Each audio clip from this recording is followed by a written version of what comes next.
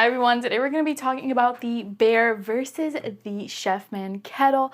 They are both great kettles, so we're going to be playing this or that to tell you which one you should invest in. Let's first start with the Bear. As you can see, you have a button that quick releases the top. It stays cool on the outside, and there's only one button to turn it on, which is this one. It boils water super fast and is a 1.5 liter. It also has a strainer built through the inside, which is awesome. Now let's move on to the Chefman. Here we have the Chefman. The Chefman is a 1.8 liter one, so it is a little bit bigger than the Bear. It has a top that completely pulls open and a strainer as well. As you can see, it is digital, so you can choose the temperature, and it has presets for tea such as white, green, black, or just for boiling. It is awesome, and it has an LED display, so it'll show you red as it boils and green as it stays warm. It has also a start and stop button. So which one would you invest in, the Chefman or the Bear kettle?